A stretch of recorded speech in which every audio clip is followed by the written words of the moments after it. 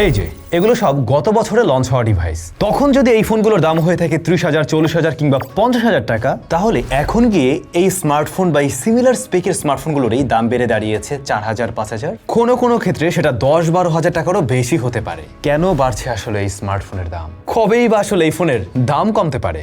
কি মনে হয় এই দাম বাড়ার পিছনে মেইন কারণ শুধুমাত্র স্টোরেজ অ্যান্ড র্যামের ঘাটতি, নাকি আসলে শুভঙ্করের ফাঁকি শুধুমাত্র কি র্যাম স্টোরেজের কারণেই দাম বেড়ে যাচ্ছে, নাকি অন্য কোনো বিষয় রয়েছে? একই সাথে এই যে দাম বেড়ে যাওয়ার পরেও যারা স্মার্টফোন কিনবেন, সাধারণ ক্রেতা যারা রয়েছেন, তাদেরই বা কী করণীয় রয়েছে? এবং বাংলাদেশের মতো জায়গা থেকে, আমাদের দেশের মতো জায়গা থেকে এই ফোনের ওয়ার্ল্ড ওয়াইড দাম বেড়ে যাওয়ার পরেও কি করে দাম কমানো সম্ভব সে বিষয়ে আমরা আলোচনা করব। দেখুন, এই প্রসঙ্গে আমার ভিডিও তৈরি করার আর ইচ্ছা ছিল না, কিন্তু লাস্ট কয়েকটা ভিডিওতে আপনারা 1000 খানেকের উপরে কমেন্ট করে ফেলছেন, ভাই কেন ফোনের দাম বাড়তে চলছে এই বিষয়ে ভিডিও তৈরি করুন, কবে নাগাদ কমতে পারে সে বিষয়টাও আপনি জানান। এই বিষয় নিয়ে বিস্তারিত অনেক ভিডিও আপনারা ইউটিউবেই পাবেন। ইন্ডিয়া থেকে শুরু করে বাংলাদেশ, ওয়ার্ল্ড ওয়াইড সব ইউটিউবারে মোটামুটি কভার করে ফেলছে। বাট তারা একটা বিষয়কে হাইলাইট করছে সব জায়গায়, তা হলো গিয়ে র্যামের দাম বাড়ছে, স্টোরেজের শর্টেজ, সব মিলে স্মার্টফোন ইন্ডাস্ট্রির দাম বেড়ে যাচ্ছে। বাট এর বাইরেও আরও অনেকগুলো পয়েন্ট রয়েছে। এমনকি আমি আরও একটা পয়েন্ট বলতে পারি, স্মার্টফোন ব্র্যান্ডগুলোর বেশ কিছু স্ট্র্যাটেজির কারণেও স্মার্টফোনের দাম বাড়তে চলছে। So stay tune. বিষয়টা শুধুমাত্র র্যাম আর স্টোরেজের না, আরও ব্যাপারও আছে, আমরা সবগুলোই ফাইন্ড আউট করে দেখব। দেখুন, এটা সত্যি যে হ্যাঁ, ওয়ার্ল্ড ওয়াইড স্টোরেজ, র্যাম এগুলোর শর্টেজ চলছে মারাত্মক রকমভাবে, এবং অলরেডি আপনারা সবাই ক্লিয়ার। এই বিষয় নিয়ে আমি বিশদে আর বলতে চাই না, আপনারা সবাই ক্লিয়ার। বড় বড় জায়ান্ট যে এআই কোম্পানিগুলো রয়েছে তারা সমস্ত স্টোরেজ খেয়ে ফেলতেছে। সোজা কথা, ব্যাপারটা এমনই খেয়ে ফেলছে, মূলত ওদের প্রয়োজন হচ্ছে, এবং ওইখানে বিশাল বড় রকমের চাহিদা এবং বড় অঙ্কের বাজেটে তারা কিনে নিচ্ছে। এইচকে হাইনেক্স, স্যামসাং, মাইক্রো, এই যে কোম্পানিগুলো রয়েছে ওরা ওইখানে সাপ্লাই দিয়েই পারছে না। এদিকে স্মার্টফোনে যেখানে ছোট ছোট জায়গা দরকার হয়, 128GB, 256GB plus 512GB or 1 টেরা, এই সমস্ত জায়গায় তাদের গুরুত্ব একটু কমে যাচ্ছে, বরং তারা বড় বড় অর্ডারগুলো সামলাতে গিয়ে হিমশিম খেয়ে যাচ্ছে। ইভেন তাদের কাছে প্রচুর পরিমাণে প্রি অর্ডারেই জমে আছে, যেগুলো তারা দিয়ে পারছে না, এরকম একটা অবস্থা। তো ওয়ার্ল্ড ওয়াইড হ্যাঁ, এটা শর্টেজ আছে, এবং এ কারণে অবশ্যই ফোনের ম্যানুফ্যাকচারিং কস্ট বেড়ে যাচ্ছে। আলটিমেটলি আপনার আমার পকেট থেকে টাকা যাবে, এটা খুব স্বাভাবিক। একটা টোটাল স্মার্টফোন তৈরি করতে যে ধরনের খরচ হতো, দেখা যেত প্রত্যেকটা পার্টে আলাদা আলাদা করে খরচ হতো, এখন এসে আপনার স্টোরেজের আর র্যামের জন্যই বিশাল বড় একটা অঙ্ক গুনতে হচ্ছে কোম্পানিকে। সো ওইখানে স্মার্টফোনের দাম বেড়ে যাচ্ছে। তবে শুধুমাত্র এই মেমোরি, র্যাম, স্টোরেজ, এই জায়গায় যে দাম বেড়ে গেছে ব্যাপারটা ঠিক এমন না। এর বাইরেও আর একটা বিষয় আছে, সেটা হচ্ছে গিয়ে এসওসি বা চিপসেট। এই জায়গাটাতেও কিন্তু খরচ বেড়ে গেছে অনেকটাই। এখনকার দিনের একটা বাজেট ফ্রেন্ডলি ফোনেও দেখবেন সেইটা যে ফেব্রিকেশনে তৈরি করা হয়ে থাকে 4nm, 6nm তো অনেক আগেই গেছে, 4nm ইউএফএস টাইপ বা স্টোরেজ টাইপ, সেটাও কিন্তু অনেক উন্নত প্রযুক্তির দেওয়ার ট্রাই করে। এখন আমরা ইউএফএস 2.2 দেখলে ইভেন সেটা 20-22 হাজার টাকার ফোনে দেখলেও আমরা একটু নাক সিটকাতে চাই যে না, আরে কি একটা অবস্থা, আর একটু বেটার 3.1 দরকার আছে। এখন এই টেকনোলজিগুলোতে খরচ কিছুটা বেশি হয়, যে কারণে ওইখানেও আগের তুলনায় কিছুটা কস্টিং বেড়েছে। আগে একটা সময় আমি ভ্যালু ফর মানি ফোন পেতাম, বাট এখন আপনি কিন্তু সেই জিনিসটা পাবেন না, খুঁজলেও পাবেন না। তো এতে গেল মূলত মেইন দুইটা কারণ যে কারণে ফোনের দাম বাড়তে চলছে। এখন অনেকেরই প্রশ্ন থাকতে পারে, ভাই তাহলে এই শর্টেজ কবে নাগাদ কমতে পারে? মোটামুটি যারা মার্কেট নিয়ে অ্যানালাইসিস করে তাদের তথ্য অনুযায়ী বা আমরা ইন্টারনেট ঘাঁটি যতটুকু পেয়েছি তাতে বুঝতে পারছি 2027 সালের প্রথম কোয়ার্টার পর্যন্ত অ্যাটলিস্ট এই ঝামেলা চলবে। তারপরে আস্তে ধীরে কমতে পারে, কমলে কমতে পারে, নট শিওর, বাট মোটামুটি একটা ধারণা করা হচ্ছে। এই দুটো তো আমরা মেইন কারণ হিসেবে দেখলাম, স্টোরেজ, র্যাম প্লাস হচ্ছে গিয়ে এসওসি, এইখানে দাম বেড়ে যাচ্ছে, বুঝতে পারছি এখানে খরচ হচ্ছে, ওকে। বাট এর বাইরেও স্মার্টফোন কোম্পানিগুলো তাদের যখন নতুন মডেল আসে তাদের মার্কেটিং স্ট্র্যাটেজি এইটাও কিন্তু অনেকটা চেঞ্জ হয়েছে, যে কারণেও ফোনের দাম বাড়বে। দেখুন, মার্কেটিংয়ে সে যত বেশি খরচ করবে আপনি শিওর থাকেন ওই টাকা আপনার আমার পকেট থেকেই নেবে। কোম্পানি তার নিজের পকেট থেকে মার্কেটিংয়ে খরচ করে আপনার পকেট থেকে নেবে না, অসম্ভব ব্যাপার ভাই। এটা নট অনলি স্মার্টফোন, এটা সমস্ত জায়গায় এটাই সিস্টেম, এটাই করে। এখন তাদের আগে যে মার্কেটিং কস্ট ছিল সেটা হতে পারে 2020-এর আশেপাশে, কোভিডের আগে বলেন বা কোভিডের পরপর বলেন, ওই সময়কার মার্কেটিং স্টাইল আর এখন যদি আপনি খেয়াল করেন দুইটা ডিফারেন্ট। এখন তারা অনেক এক্সাজারেট করে ফেলে, একদম বিশাল বড় খরচ করে ফেলে, আননেসেসারিও খরচ করে অনেক সময় দেখা যায়, যে টাকাটা আপনার আমার পকেট থেকে নিয়ে থাকে। আমার তো মনে হয় তাদের মার্কেটিং স্টাইলে, যেহেতু ওয়ার্ল্ড ওয়াইড একটা ক্রাইসিস চলছে, এখন এমনভাবে মার্কেটিং করা উচিত যেটাতে আসলে কাজ হচ্ছে, কিন্তু আমার ওই পরিমাণে কস্টিং এক্সট্রা কস্টিং দিতে হচ্ছে না। জিনিসটা আমার মনে হয় আরেকটু গুছিয়ে করা সম্ভব। যদি কোনো ব্র্যান্ডের দরকার হয় এই মার্কেটিং নিয়ে যে আসলে কিভাবে করলে পরে, তাহলে সেটা নিয়ে তাদের বসা উচিত, আইদার আমাদের সাথে বসা উচিত, সবাই মিলে একটা প্ল্যান করলেও ভালো প্ল্যান করা সম্ভব, যেখানে টাকা পয়সা একটু কম খরচ করেও মার্কেটিংটা ওইভাবে করা সম্ভব হয়।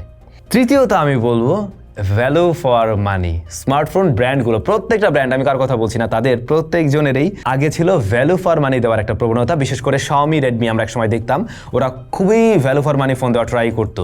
কিন্তু এই মুহূর্তে দাঁড়িয়ে আপনারা দেখবেন প্রত্যেকটা ব্র্যান্ডেই তারা কিন্তু আর ভ্যালু ফর মানির দিকে যাচ্ছে না। তাদের স্ট্র্যাটেজি চেঞ্জ হয়ে গেছে কিন্তু কোম্পানি প্রফিট স্ট্র্যাটেজি। হ্যাঁ, একটা কোম্পানি প্রফিট তো করতে চাইবেই, বাট যেহেতু আমরা একটা ক্রাইসিসের মধ্য দিয়ে যাচ্ছি, এই সময়টাতে এসে সব দিক বিবেচনা করে যদি কোম্পানিগুলো এখানে হ্যাঁ আমরা প্রফিট মার্জিন রাখবো বাট অ্যাটলিস্ট একটু হলেও ভ্যালু ফর মানি দেওয়া ট্রাই করি, সেরকম বিষয় যদি তারা গুরুত্ব দেয় তাহলে আমার মনে হয় খুব ভালো হয়। আপনারা দেখবেন এখনকার ফোনগুলোতে একটা প্রবণতা চলে আসছে যে কম দামি স্মার্টফোনেও কিছু ফ্ল্যাগশিপ ফিচার দেওয়া চাই। এটা যেমন আমাদের রিকোয়ারমেন্ট হয়ে গেছে, আমরাও চাই, এটা আমাদের ডিমান্ড হয়ে গেছে, রিকোয়ারমেন্ট না ঠিক ডিমান্ড হয়ে গেছে, যেটা না থাকলে হবে না। সেক্ষেত্রেও ফোনের দাম কিছুটা বেড়ে যাচ্ছে। লাইক আমরা এখন যে কোনো বাজেট ফোনেই আশা করি 120 হার্জ হাই রিফ্রেশ রেট থাকবে, আমরা আশা করি হাই ব্রাইটনেস থাকবে, পিক ব্রাইটনেসের একটা গেম চলে আপনারা জানেন, ওই ছোট হোক কাজের হোক না হোক কিছুটা কস্টিং ওখানে যায়। ব্যাটারি টেকনোলজিতে কিছুটা চেঞ্জেস এসছে, সিলিকন কার্বনে তুলনামূলকভাবে খরচ বেশি হচ্ছে এবং প্রত্যেকটা কোম্পানির মাঝে এখন নতুন আর একটা ট্রেন্ড শুরু হয়েছে, আইপি রেটিং অ্যান্ড এই ব্যাটারি বড় দেওয়া। দেখুন ব্যাটারি বড় করছে কিন্তু অনেক ব্যাকআপ ডাবল পেয়ে যাচ্ছেন, ব্যাপারটা কিন্তু ঠিক সেরকম হচ্ছে না। আপনি যদি লিথিয়াম আয়নের সাথে যদি সিলিকন কার্বনের কম্পেয়ার করে দেখেন, দেখা যায় যে 5000 mAh বিট করতেছে ওদের প্রায় 6500 mAh কে বা 7000 সিলিকনকে। তো ওইখানে আমরা যে খুব বেশি জাম দিচ্ছি ব্যাপারটা ঠিক এরকম না, কিন্তু খরচটা বেশি হয়ে যাচ্ছে এবং সেই খরচটা আপনার আমার পকেট থেকে যাচ্ছে। আবার আমরা এটাও চাচ্ছি আমার ফোনে অনেক বড় ফাস্ট চার্জিং সিস্টেম থাকতে হবে, কোম্পানিও দিতে বাধ্য হচ্ছে, আলটিমেটলি ওখানেও খরচ কিছুটা বেড়ে যাচ্ছে। আরও একটা কারণ রয়েছে, সেটা ওয়ার্ল্ড ওয়াইড অনেক দেশের ক্ষেত্রেই আমরা দেখেছি তাদের নিজস্ব মুদ্রা ডলারের বিপরীতে অনেকটা নিচে চলে গেছে, যে কারণেও কিন্তু আপনি মানে এই ইম্পোর্ট বলেন শিপিং বলেন সব কিছু মিলে ওইখানেও প্রাইসটা হাই হচ্ছে এবং বাংলাদেশের ক্ষেত্রে তো আপনারা জানেনই। তো আশা করছি মোটামুটি বেশ ভালো রকমের একটা আইডিয়া পেয়েছেন কী কারণে ফোনের দাম বাড়তে চলছে। নট অনলি র্যাম স্টোরেজ, এর বাইরেও আরও বেশ কয়েকটা কারণ আমরা দেখলাম, সেটা এসওসি হতে পারে, মার্কেটিং স্টাইল হতে পারে, আরও কিছু পলিসি আমরা দেখলাম যে বিষয়গুলোর কারণে ফোনের দাম বেড়ে যাচ্ছে অনেকটাই। সত্যি বলতে এটাও ঠিক, এই ফোন কোম্পানির মার্কেটিং স্ট্র্যাটেজি অ্যান্ড তাদের ভ্যালু ফর মানি ফোন না দেওয়ার যে প্রবণতা, এটা আমরা লাস্ট ইয়ারেও খেয়াল করেছি, তার আগের বছরও খেয়াল করেছি, কিন্তু দাম এত বেশি ছিল না।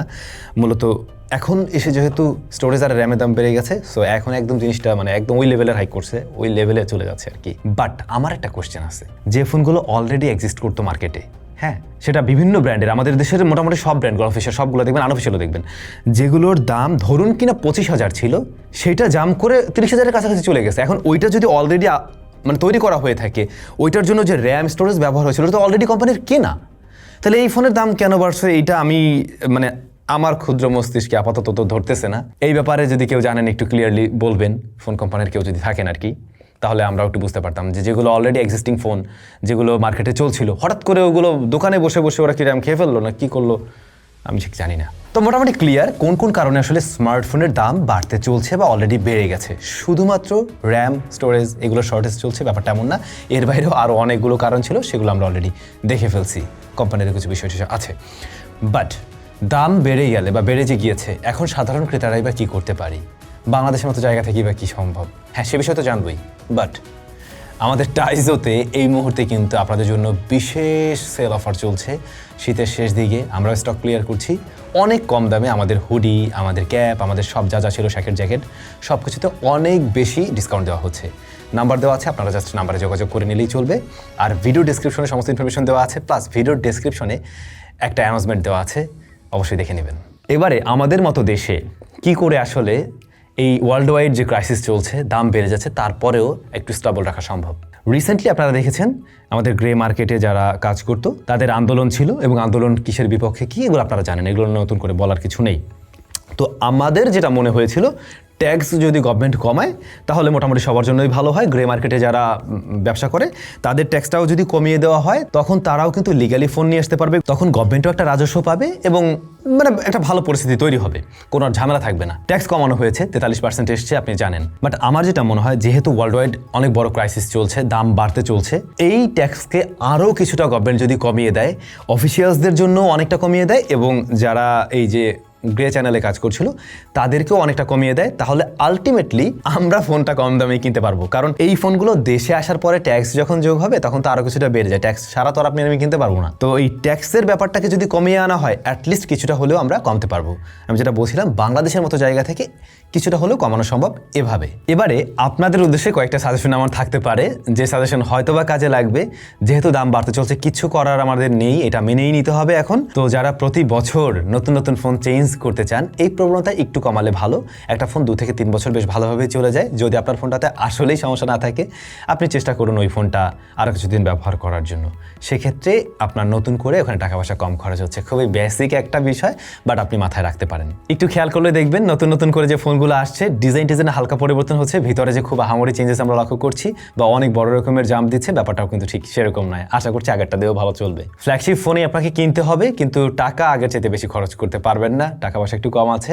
সেক্ষেত্রে আমার সাজেশন লাস্ট ইয়ারের ফ্ল্যাগশিপগুলো দেখুন। সেই ফ্ল্যাগশিপগুলো নতুন অবস্থায় কিনলেও খারাপ হবে না, ওগুলোও কিন্তু আরও কয়েক বছর বেশ ভালো চলবে। এখনকার দিনের ফ্ল্যাগশিপ ডিভাইসগুলোতে আমরা দেখতে পাই বেশ লং টাইমের জন্য একটা কি বলে অ্যান্ড্রয়েড আপডেটের ব্যাপারটা ক্লেম করে। সো আশা করছি আগামী 2-3 বছর ওই ফোনও খুব সুন্দরভাবে চলবে।